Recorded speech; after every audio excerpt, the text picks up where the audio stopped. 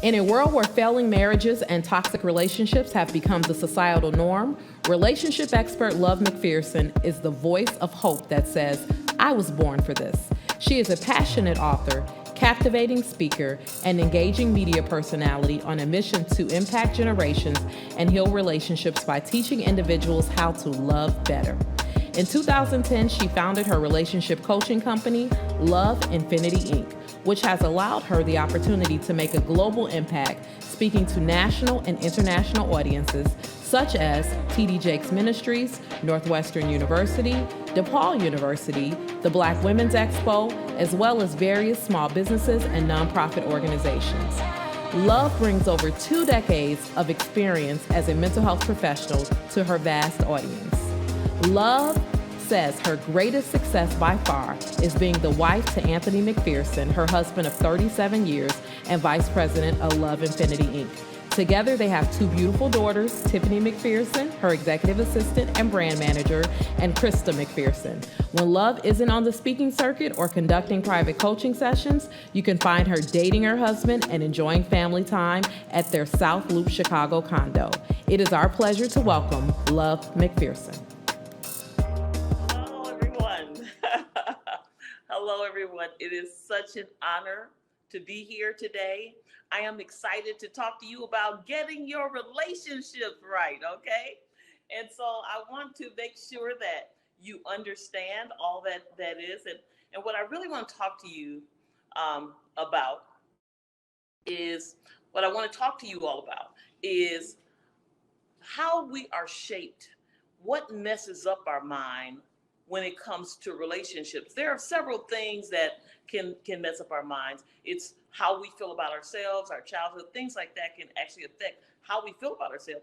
But today I want to talk about something that actually starts with a lot of young girls at an early age. And you know what it is? It's fairy tales. Fairy tales can help shape us. And so, when I was growing up, I loved the fairy tales. I absolutely was a fan of them. I would look at them, and even though I didn't want to be a part of the horrible part of the story, I used to love the good part at the end and I could relate to it. Now, let me tell you something. A fairy tale generally has like a special beginning, like once upon a time.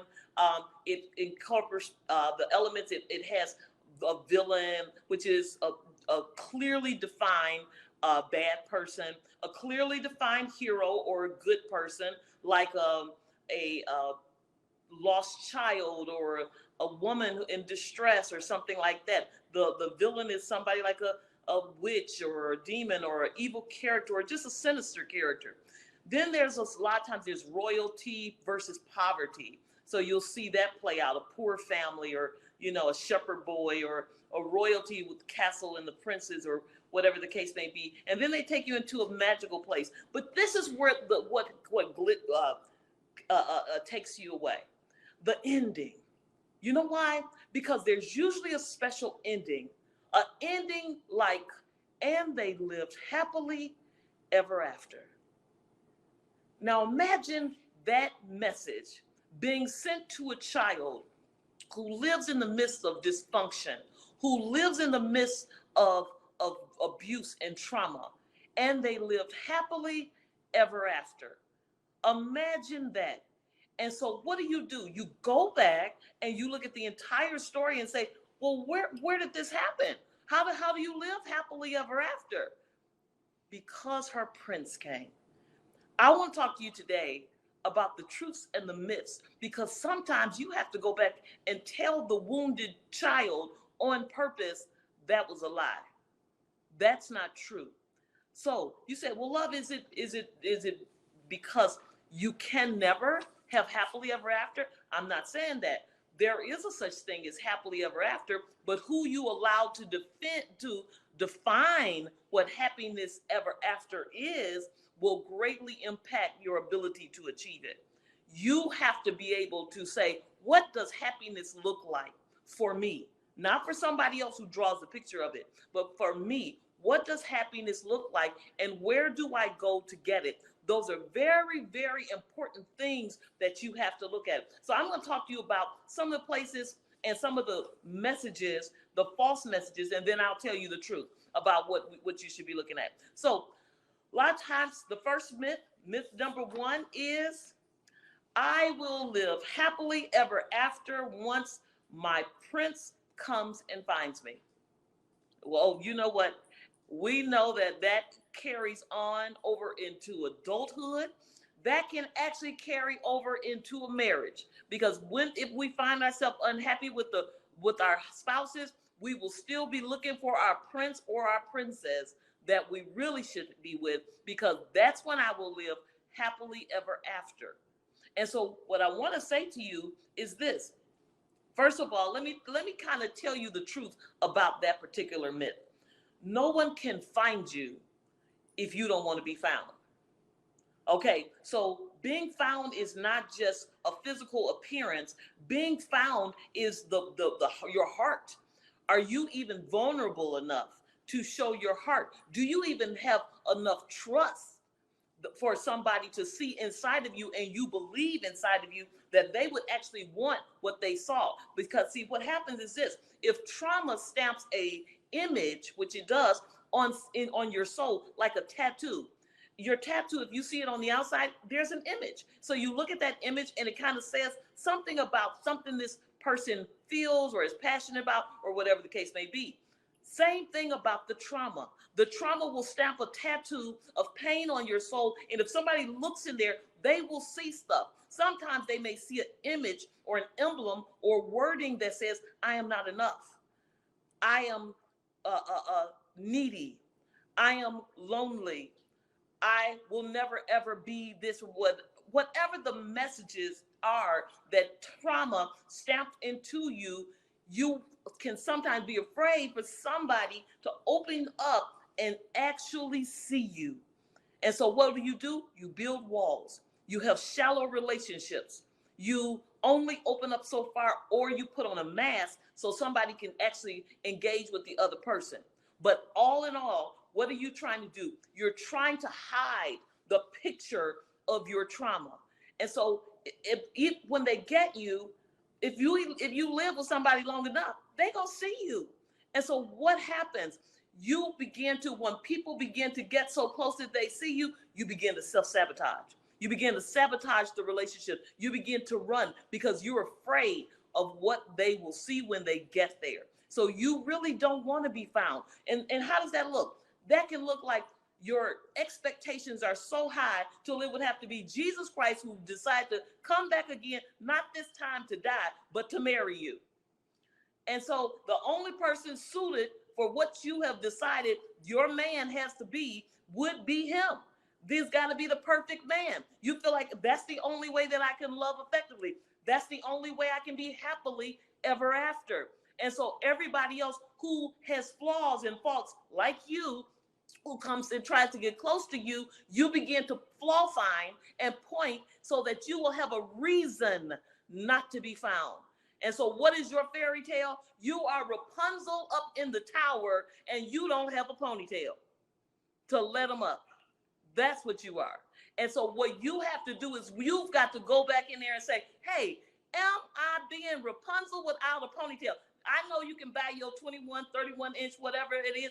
I know you can buy it, but that's still fake. What you have to do is you want to be found. And so that's one of the things. Some of you all do not want to be found because you are traumatized from past relationships. Some of you actually have PTSD associated with relationships. What you saw your parents do up in that house, some of the domestic violence, some of the traumatizing of a very serious divorce where you all went from happy to very crushed to maybe very poor to abandonment to rejection to disconnection. All of those things have traumatized you, and you associate relationships or marriage with that. It don't even have to be that serious, you all. You can be traumatized over being ghost. You were just ghost. And then it's like, whoa, I thought everything was good. I thought we were in a good relationship. What happened? What's wrong with me? So then inside of you, if you have that tattoo that says you're not enough, Oh my God. They saw me. They saw me. What was that? I'm over it. And that's what the next move. You're not one to be found because you're over it. I cannot endure another rejection. I cannot endure another pain. I cannot endure another person who will not accept my value system and ride with me. So I'm over it. I can't go back in here again. Why? Because a breakup feels the same to your brain, because emotional pain and physical pain feels the same to your brain. So it feels the same as hot coffee being poured on you. You're like, I'm not going in for the hot coffee again. I'm not going to have it poured on top of me again. So I am over it. And therefore, you might say happily ever after when my prince comes, but you will not be there emotionally when that prince shows up. So also, you may have built your own castle where you are isolated, and because you're saying, I am not waiting for somebody to come take me to their castle, introduce me to their royal family. I'm going to build my own. You're hyper independent. I'm going to do it myself. I am not going to depend on no prince. I'm not going to depend on the horse he rides in on. I'm going to do me. And even if I do find a prince, we're going to share separate rooms. We're going to do this. We're going to have separate bank accounts. I'm going to have my castle. He's going to have his castle. Hyper independence. Why? Because you don't trust. You don't trust. You don't believe in men. Why? Because men have let you down. It could start with your dad. It could start with your ex. It could start with a broken relationship or a divorce. Whatever the case may be, when people constantly let you down, you become discouraged. The Bible says a hope deferred makes the heart sick. What does that heart sick mean? It means discouraged. What does discouraged mean? It means you take the heart out of a thing. So literally, you take your heart out of relationships. If we take your heart out of relationships, you can't have a relationship. Why? Because God says, I allow divorce. I don't like divorce, but I had to allow divorce. Why? Because of the hardening of their hearts. The hardening of their hearts. If they don't take their heart out of it, what's the use of being together? They can't fulfill my commandment upon the earth without a heart inside of it. You can't love your like I'm doing. It's not my model of marriage if your heart is not there. If you have removed your heart because you have discouraged that Johnny ain't gonna never change, because you've been with him and he been promising and breaking promises and he ain't never changed, and you say, I'm taking my heart out of this relationship, you are not having the godly marriage. And you cannot have a relationship if you are discouraged about relationships themselves. So we build walls to try to protect our heart because we fear. We fear the prince. We hope for the prince. Somewhere inside of us, the little girl is saying, get that prince so we can live happily ever after. But the intelligent, broken woman said, oh, no. Honey, let me tell you something. You don't know about Mr. Prince. Mr. Prince has got some mess going on. He is raggedy Prince. And so therefore, you stop doing it. Now, here's what the solution is to that one. You got to have realistic expectations. 85% of relationships fail because of unrealistic expectations. We are expecting a savior, not a husband. We expect a savior.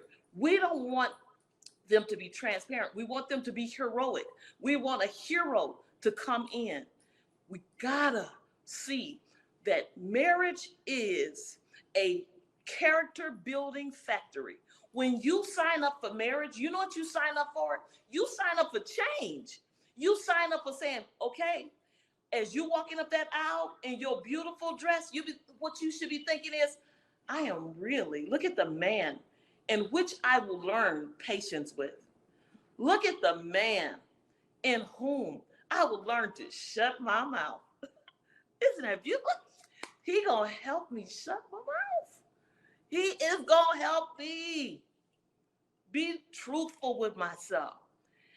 Guess what? He is going to pull out all of the trauma of my childhood, and I'm going to be healed. What an amazing! Do you accept him? I do. I do accept patience. I do accept being healed from my childhood. That's what you walk up the aisle and say. and anything else is not your mind right. You got to get your mind right when it comes to relationships.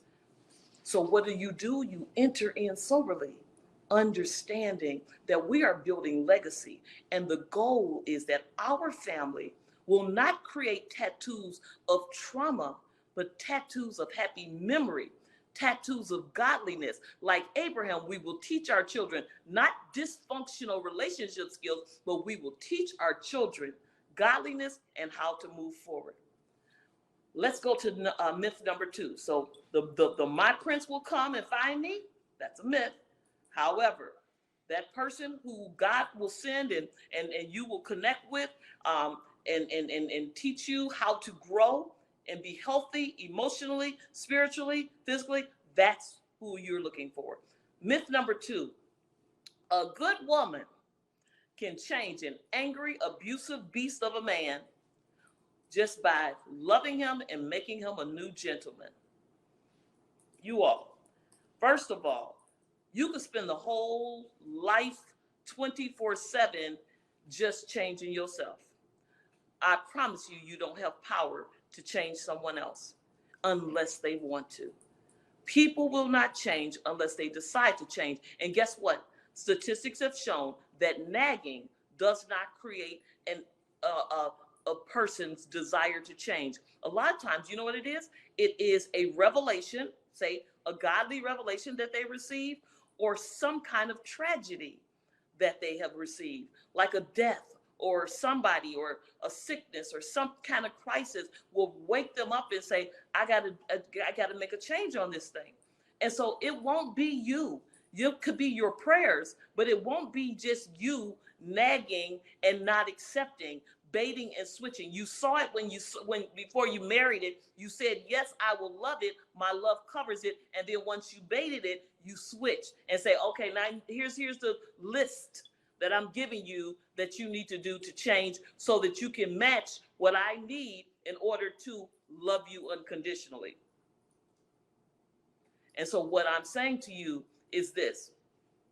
What happens is you've got to be careful about going in and trying to think you can change somebody, because that could be the codependency inside of you. That's that person who says, I will fix that person. Why? Because if you're codependent, you get to fix somebody and you get to forget. That gives you a great distraction on working on you. You just sit there and work on somebody else. You're the caretaker. And sometimes that stuff can come up because you always took care of people. You have to take care of your mother, your mother, because she was out there on drugs. You have to father your mother because she brought men in there and they were not good to her. You may have had to jump in front of fights and people who want to do things to her. Sometimes you've had to wife your father because he was alcoholic or he just was irresponsible and you had to take care of. Sometimes you had to be the mother to your siblings. All of these things, these caretakers that were created from the beginning, and then they begin to just take it into the relationships. And so what you have to do is make sure that you don't take a codependent spirit of getting somebody who needs you. Why? Because you don't believe that somebody would want you. So if you make enough money and they don't make enough money and they're out on their luck or just down and out, then you come help them up. They have to stay there. Because why? They don't have nowhere to go. They don't have any credit. So be careful that you are not selecting people who need you and not want you because you don't believe that you are good enough for somebody to want. Why? Because if daddy wouldn't fight for me, why would anybody else? If mama wouldn't get off drugs for me, why would anybody else? I am convinced from my ex that nobody wants me but him, and he left me, so nobody else will. So make sure the messages that are inside of you do not tell you somehow the little girl is telling you, hey, you can change that beast. You can change that abuser. You can change that person, because that is a lie. What is the solution? You need to speak truth to yourself. You need to make sure that you believe what your eyes are seeing. Know when you are in a crisis, because sometimes we can normalize dysfunction We will normalize the fact that we are in a crisis and not realize, hey, guess what? Crisis requires change. Crisis requires shift. When 9/11 happened, it required us to travel in a whole different way. It required us to take off shoes and all kinds of stuff, and then it became normal. And now we are in a crisis. It requires masks, and for some, it becomes normal. But when you are in a crisis and you're in a home, see, now when we go in the second wave, you know, people are saying, I'm kind of numb to it the second time around because I just move on. Why? This is how quickly we can normalize dysfunction. This is how quickly we can just accept what is that is not supposed to be normalized. And what have you normalized in your home that was never supposed to be normalized? The way you emasculate, that is never was supposed to be normalized. The way you lie or he lies to you, that was never supposed to be normalized. The way he is a serial cheater or you're a serial cheater, never supposed to be normalized. But yet, we have normalized it because this is what we've seen. And so what we have to do, you don't normalize it. You see it, you seek help, and you get better. This should be a continuous quality improvement effort in relationship for the rest of your life. Any company that does not have a good quality assurance department will always fall short. You gotta be constantly self-assessing, even if it looks like, if you look like success, then guess what? You still need to be saying, was there anywhere that we could have missed it and taken it up a notch?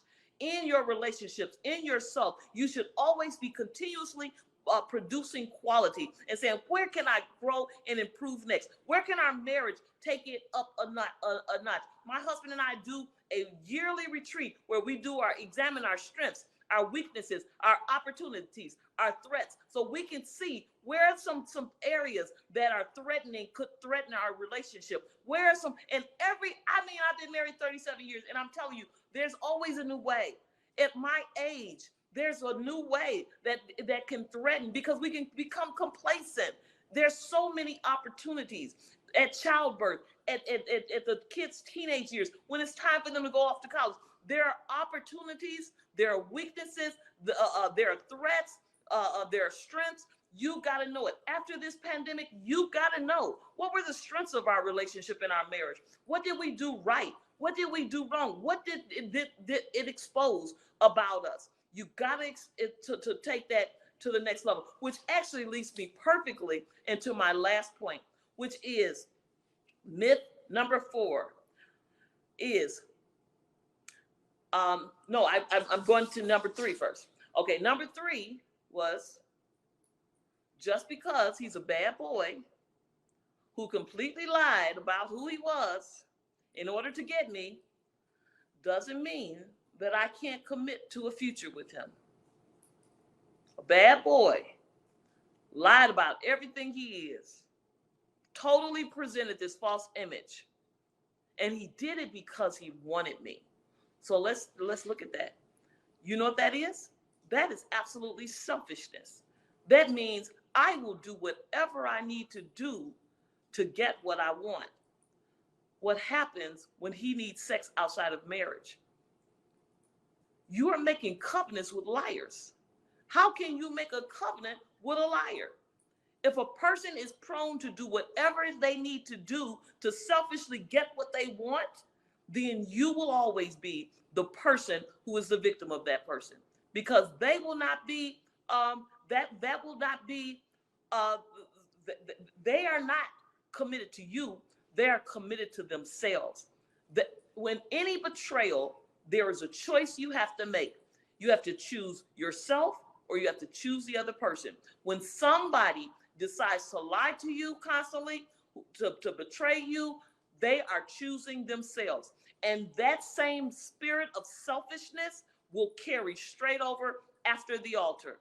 And after they say, I do, and commit, unless they work on themselves, unless there is a change, an intentional change. I'm not talking about time heals all wounds. Let me tell you something. Time does not heal all wounds. Ask a person with fourth stage cancer if time heals all wounds. It does not.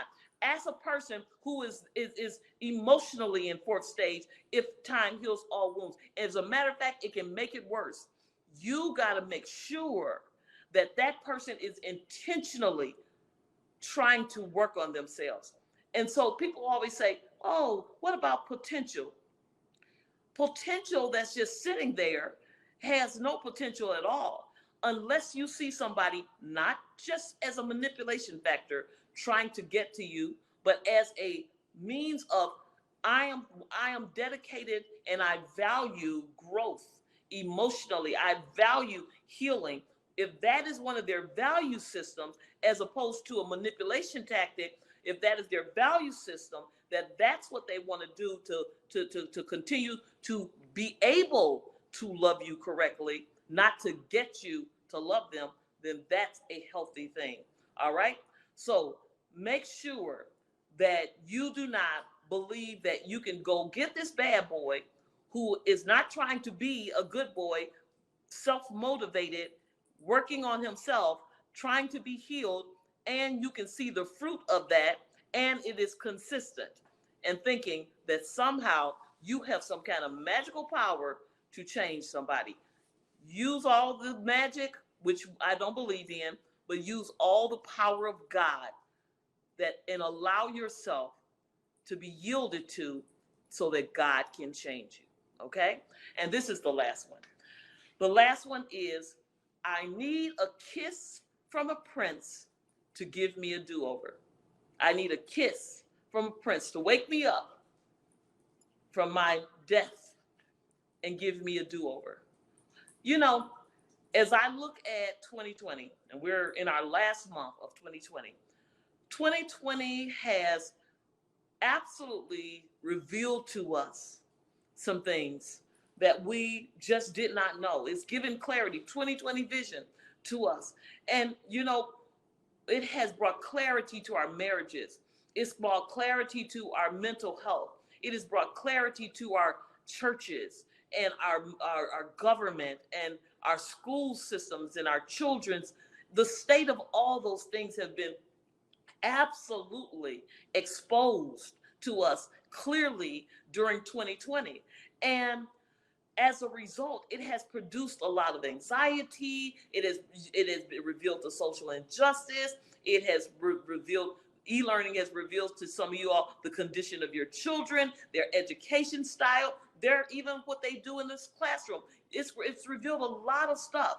And so what has happened is you are looking like, I need a do-over from this.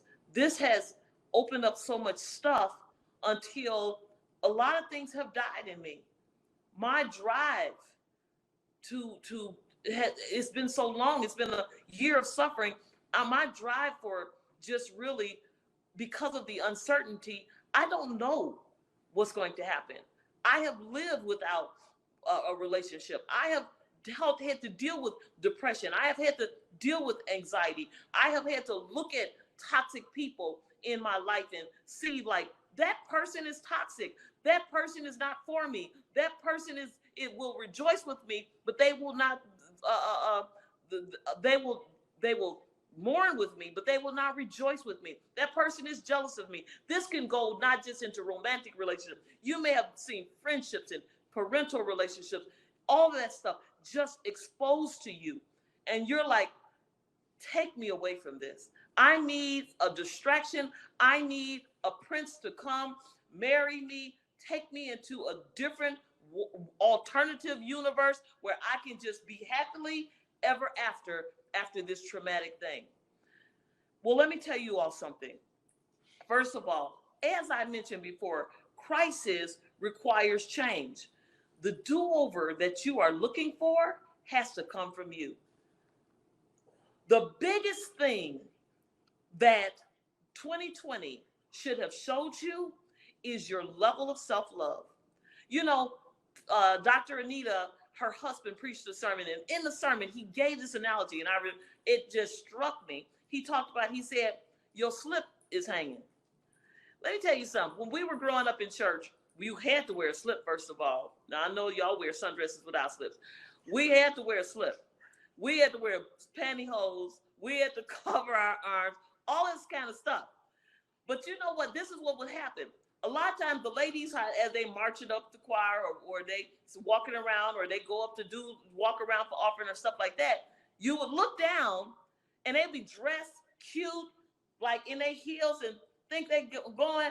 But then you look down and you see, they slip is hanging.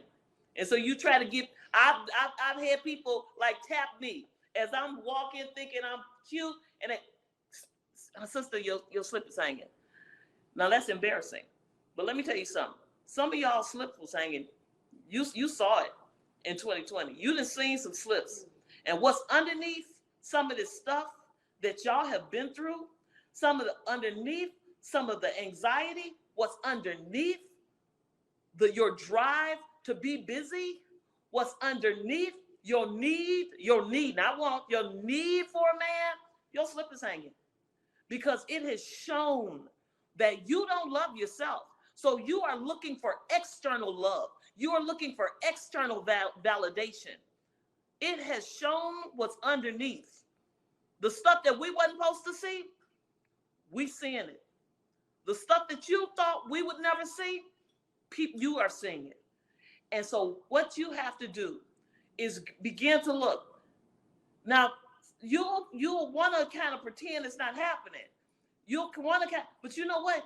What you have to do when your slip is hanging, you can't all the time fix it right in front of people. You have to move to the side, go find a private place, a washroom or something, and go to pulling stuff up, pulling stuff behind. If it's a half slip, you can raise it a little bit, but then you got to look in the mirror. You've got to stop and look at yourself and say, where was my slip hanging in 2020? Where was it's hanging in my relationship? What did I see? Was it a raggedy slip? Was the lace torn? Was it raggedy in the area of your love life? Was it raggedy in the area of you taking time to yourself? Was it raggedy in the area of you thinking you're not good enough? What does your slip look like? What's underneath the beautiful clothes and the Louis Vuitton bags and all the expensive things? What's behind that beautiful brand on IG? What is behind all of that business success? What's the slip that we're looking at?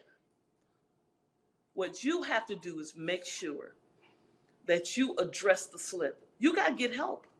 Sometimes you got to get somebody to help you pull that slip up. Somebody to adjust it in the washroom and say, here, let's pull up, give you a safety pin so your slip won't be hanging. I want to encourage you all that in this, as you move forward in your relationship, that you are able to decipher toxicity, what's toxic and what's not. It's so important that you understand that. Also, one of the biggest things lessons you should learn in 2020, when it comes to wanting somebody to come and give you a do-over. The do-over, as I mentioned, comes from yourself. It cannot be desired from other people to affirm you and create an image of you. You must create that image of yourself through the word of God, through healing, because trauma distorts how you see yourself.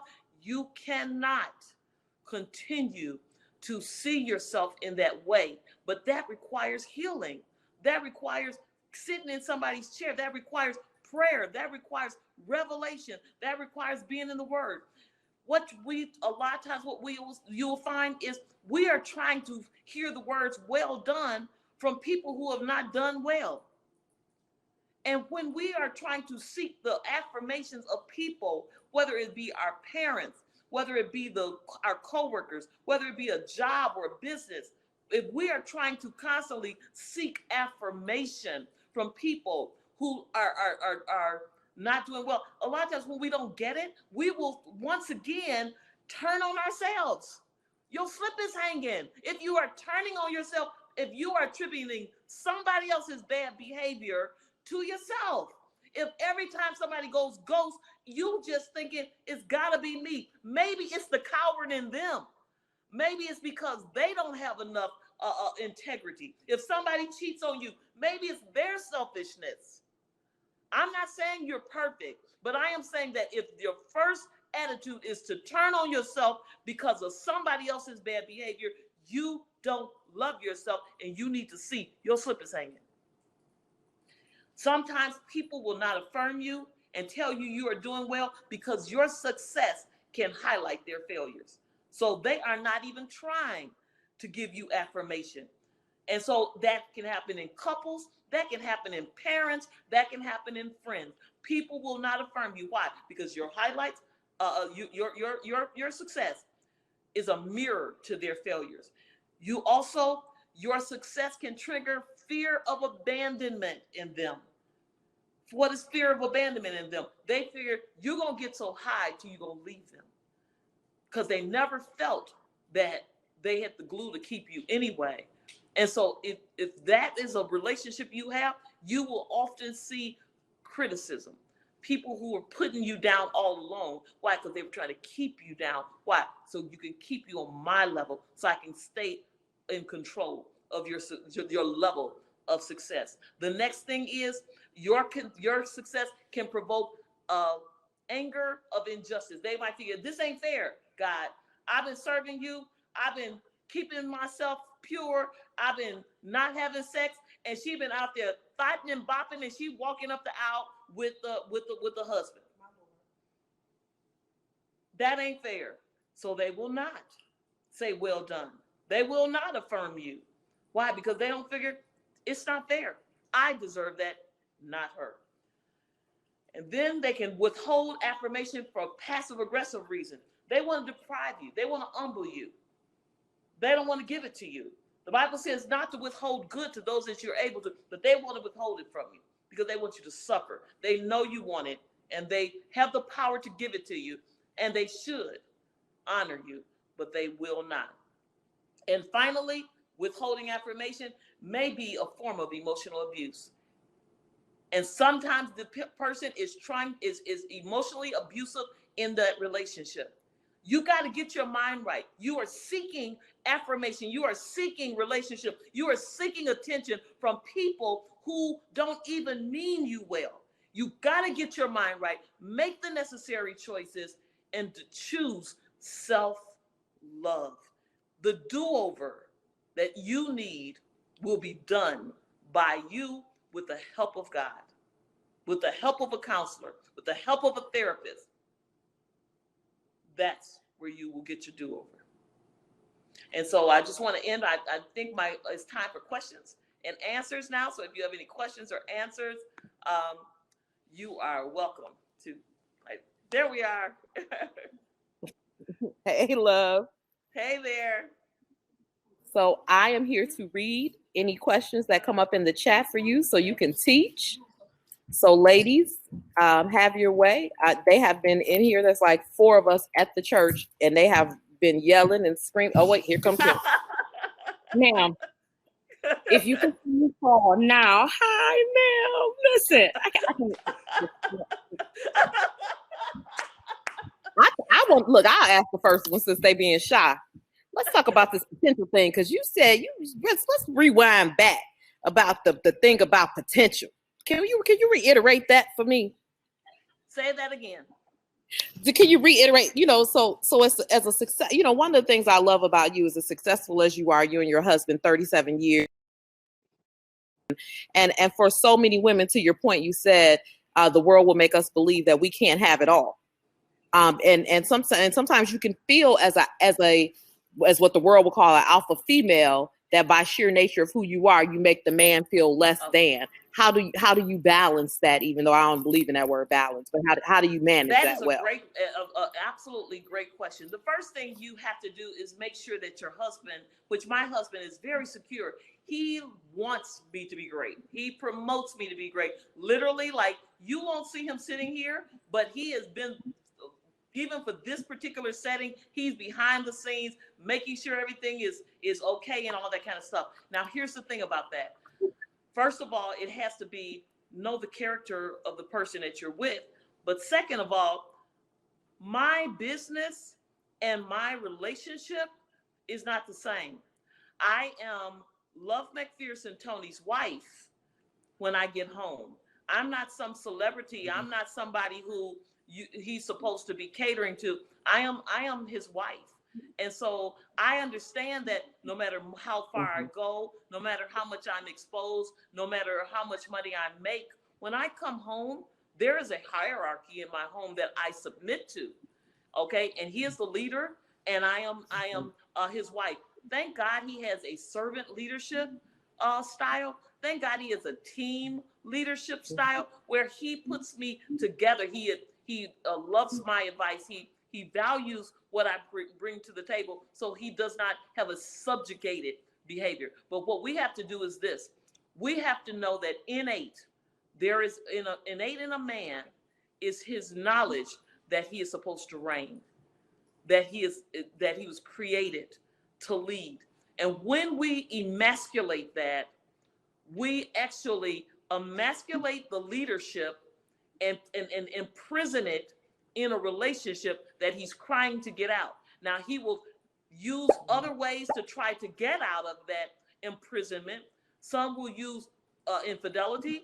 Some will use passive aggressiveness. Some will just submit to it. Some will actually strategize their way to get out of the cell that you have placed them in.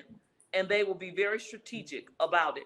And so what you want to know, though, if you imprison them into a place that they were not created to be in, and that they are feeling that they have been forced to be into because of your words, because of your behavior, because of your independence, because of whatever you do, if you begin to do that as a woman, just know that you will reap that particular man as your non-leader. That's good. Okay, I love when people ask you this question. I've heard someone ask you it before. What do you recommend to be delivered from a situationship? You know what? The only way to be delivered from a situationship is self-love. That really is. And this is what you have to do. You have to not abandon your core values. What is it that you want? Because your values are who you are. You can't just go and abandon who you are for somebody else. So if you say, I want a committed relationship and events that leads to marriage and a family, but somebody offers you a friends with benefits, a +2 every now and then, a shush, you my mistress, you the side chick. If somebody offers you that, and that's not what you want, and that's not what you value, guess what you have to do? You literally have to abandon yourself. You have to reject yourself. You have to abuse yourself in order to accept and receive them. So once you do that, you turn on you. That's a situation much deeper than just a man. If you turn on yourself like that, a lot of times you've already been conditioned to turn on yourself because you've seen that in your home, you've seen that somewhere else, or you don't feel worthy of what you even desire. That's good. Next question. What advice do you have for someone who feels they're always helping and supporting, but never get it back in return? I would say this. A lot of times people who are enablers and codependent, that is one of the symptoms of that. They actually give way more than they invest way more than other people who give back to them, and they complain while doing it. But yet it fulfills something inside of them as they're doing it. And so you got to say, what's in it for you for real, for real? Is it because now you can be the villain and you can show people, you can get attention by how much I just fall on the sword? Or are you deceived into believing that you can go back and receive from the same place that needed you to give? And this is what I mean. A lot of times what people will do is, especially in friendships, you got to know what kind of friend you have. They will give and take care. That person will call and say, hey, can you help me with $200? Oh, my kids, I'm trying to move and I don't have it. And you always in there just helping, taking care of them. Then you go into a crisis. Like after 2 years or a year of doing all that, you go into a crisis. You've been knowing this person for a long time. And all of a sudden somebody died or some crisis happened and they don't show up. They won't come for you because that's not your relationship with them. You are trying to receive from the place that you have established that they are takers and you are a giver. You can't take from takers. You only give to takers. And that's male, whether that's your mother, whether that's your father, whether that's your mate, or whether that's your friend. You can't take from takers because takers take from you. So know what that is and don't try to fill it. And so if you know that's a taker, why are you investing in a taker and then some kind of way expecting to receive something back? That's good. I think That's I heard good. First Lady. Next question.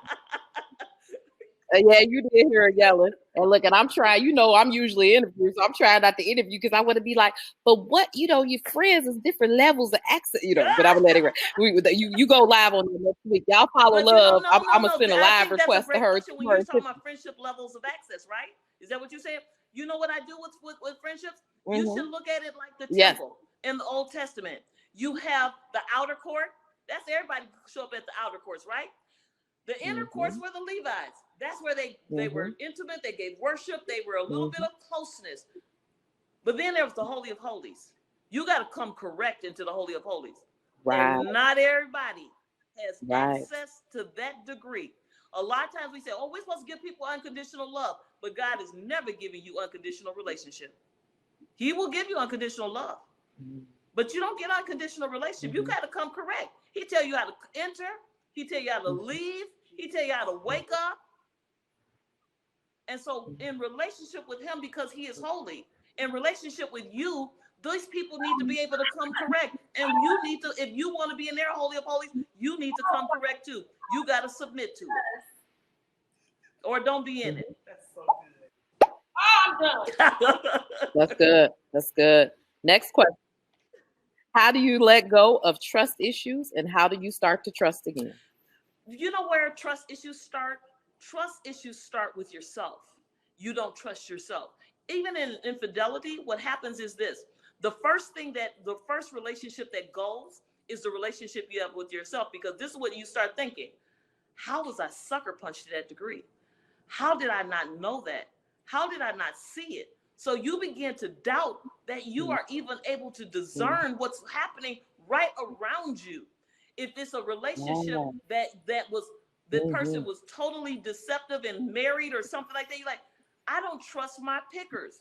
If you are in a divorce and you just know you heard from God and you know that you saw the white doves in the room when y'all said I do, and you a prophet and God telling you about everybody else's stuff, and you can't even know about your own interpret stuff. tongues and everything. Issues start right here.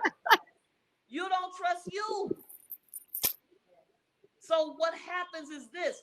Once you trust you, because love trusteth all things, but love don't trust the people. Love trusts the God that say, hey, honey, let me tell you something. You don't love me, that's fine. Because when you pack your love up and leave, I still got love because I love me. And God loves me. You begin to trust that I will be fine.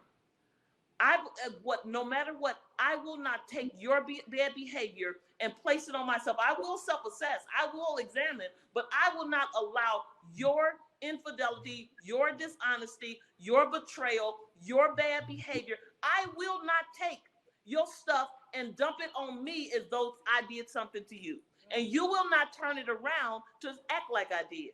You will not say, because I found that in your phone, you will not tell me how terrible I am of a person because I saw it.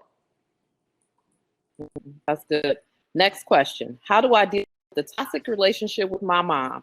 I fasted and prayed and I'm ready to cut her off, but I keep coming back. I feel like she's my responsibility. Okay, so what has happened is you have been conditioned to guilt. And if your mother is toxic, you've got to see that, sweetheart, your mama's slip is hanging.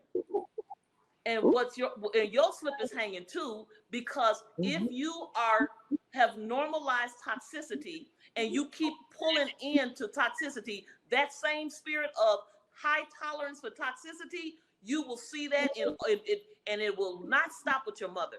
It will go straight into your love and romantic relationships. You will see it show up, and eventually with your children's relationship, that high tolerance for toxicity is an unhealed behavior that has to do with she has convinced you that this is all you get and all you deserve. And you will pull that plate up to your face and eat it like it's gold. Scrolling, they got so many comments. Like it's a Thanksgiving meal. That's people better just stay in here. Yes, you feeding them so good.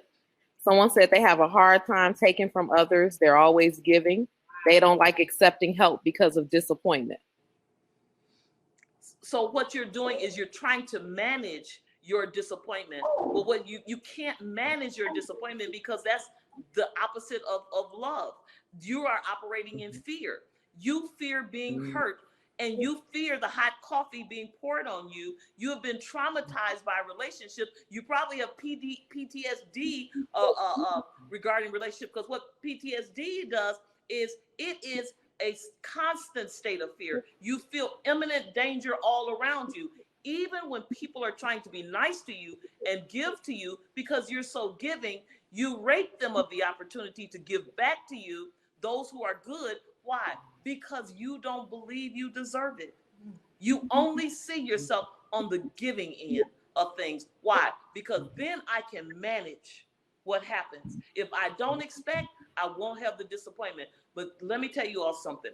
If that is how you see yourself, you don't trust you that you deserve it. You don't trust you that you will attract it. You don't trust you that you will keep it. You have to trust you.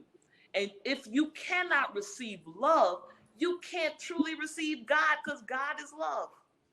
Satan has talked you out of believing love is a good thing. You have associated love with pain. And therefore, God eventually, underneath your mask, God is associated with some pain. Because let me tell you something. In these love relationships, in these dating relationships, y'all will give him your tithes. You will give him everything. What you want? My time in the morning? What you want? My time at night? You want me to serve on this thing? What I won't give you, God, I won't give you my relationships. Why? Because you ain't did a good job in that area. You've been messing up, God. I don't know what happened, but that ain't an area I'm gonna hand you, because I really thought that last guy, who was from the church, by the way, who was the preacher that everybody clapping for and everybody hurrahing for, but I know behind the scenes, and I thought you sent him for me because I prayed for it, and he came. You let me down, God. I'm not gonna hand you my relationship, but you can have my tithes and my offering. I need you to elaborate on that one. I mean, I feel like you left us with a cliffhanger. Okay, so because are we allowed to say that to God? I mean, come help us out. No, we don't say it to God. We just do it to God. Oh, see, that's the clarification that was required. We do it to God. Yeah. We do it. Just tell the truth and shame the devil. Because let me tell you something. If you really trusted God, you'd go back in with confidence, trusting. You don't trust. You know why? That's why you build walls. That's why you say, I'm over it. I don't want no relationship. I don't want this. Satan has talked you out of love because he has convinced you that love equals pain. Next question. After you acknowledge the dysfunction that you've normalized, how do you move to changing it? You have to be honest. You have to go. And let me tell you something. Forgiveness doesn't just happen for other people. Some people have not forgiven God. Some people are angry with God and yet serving you and preaching to you. yet prophesying to you, but they are angry with God. They are disappointed with God because they feel they have been openly shamed from a God they trusted and prayed to, and he let them down in relationships. They believed in this marriage. They wouldn't have went in if they didn't feel that this was the right thing to do. What they don't realize is this: you cannot control somebody's soul. Not even God touches a person's soul. What is your soul? Your will. God gives us free will. He says, I put before you life and death. I'll give you the answer to the quiz. Choose life. But if you choose death, he ain't going to try to stop you. He will go and die on the cross and do a whole thing. And yet people will reject him, or they will accept him, tell everybody about him, and then say, I changed my mind. I don't really like you like that, and go back. Yet somehow we believe that people who God allows in our life won't do the same to us. Somehow we can control their soul and control their will. And now, but that's the relationship you with her. I'm going to control your will on that one. Now, I ain't going to control about whether you get to heaven or hell. I ain't going to control about whether you pay your tithes, offers, or whatever. I ain't going to control none of that stuff, but I'm going to control. I'm going to take over your will and make you love your wife, make you love that your husband. Yo, it don't work like that. We got to realize. No, that's good. Next question. So what you have to do is realize that this is not, the person has their own free will. You know that going in, and you have your own free will too. You know what you can do. You know going in, this is what can happen. You understand the risk of this as you move forward. You believe God, you pray for the person, but you don't take it and place their choices as something you need to control. Good. Last question that we'll take for today. You guys make sure you follow Love. How can they follow you, Love? They can follow me on, first of all, on social media. Or Tiffany. You can follow me on on Instagram. I'm Love_McPherson. You can follow me on and go to my website, which is lovemcpherson.com. That's easy, lovemcpherson.com. You can book a session there, individual, couple sessions, family sessions. I even have girlfriend sessions where, even siblings that are, so any kind of relationship, you can actually work. I will work with you. And then I conduct a group every Tuesday at 8 p.m. Central Standard Time, 8 o'clock p.m. And if you can't make it, then we'll get access 24/7 to the taping. And you can sign up for that on my website at lovemcpherson.com. But you can also go directly there to www.dothework.today. dothework.today, not .com, dothework.today.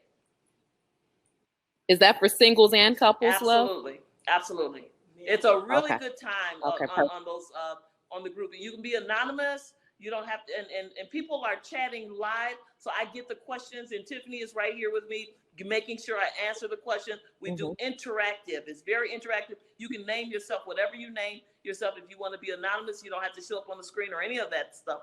But we have a really good time on Tuesday nights. You'd like that. It's very affordable, and I did that on purpose. A very affordable rate for a group healing. Awesome. And we got one more question, but then I'm also going to give her another plug. She don't pay me for this plug, but I have a few of her books, and they have blessed me so much. And so make sure when you're on her website that you look at the books, you purchase the books, because the books, they're phenomenal. And so definitely do that. The last question that we'll take, and then we will let you go into the panel. Where do you start if you are the taker, have had a victim mentality in relationships, but want to give and be a better party in relationships going forward? I would really strongly suggest you start in therapy or counseling, coaching, or something where you can actually learn from where that came from. Because a lot of times the taker spirit, it comes from so much more than just I want.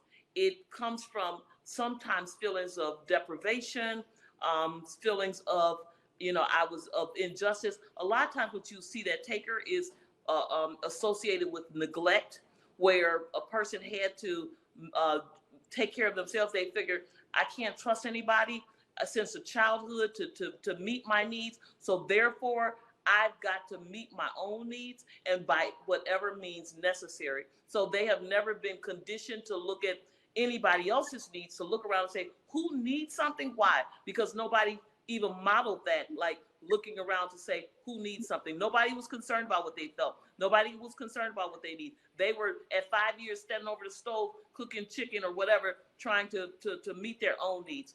And so what I'm saying to you is, if there has been neglect, you will see that as a byproduct or a symptom of that often, not always, but sometimes you will see that as a symptom. And you'll also see that in the areas of sex. You'll see that in the areas of other things where they just feel like, I got to get mine. And so what you have to do is go back and look and see if there's some areas in your life where you felt like, hey, neglect privileges, like, you know how they say white privileges or whatever. You feel privileged. It's a sense of entitlement that I should get because I was deprived. That's good. Well, guys, let's thank Love for being here with us and blessing us. The First Lady. She's going to be back with us for the panel. You guys now have an hour break. There's going to be music playing in the background, so you can keep your computer open, and we will be back at 1 p.m. sharp with Pastor Melva Henderson. You don't want to miss that. We're talking fear. So go ahead, have your lunch, and then come on back. All right. Thank you. Bye, Love. Bye, Tiffany. I know you're in the back.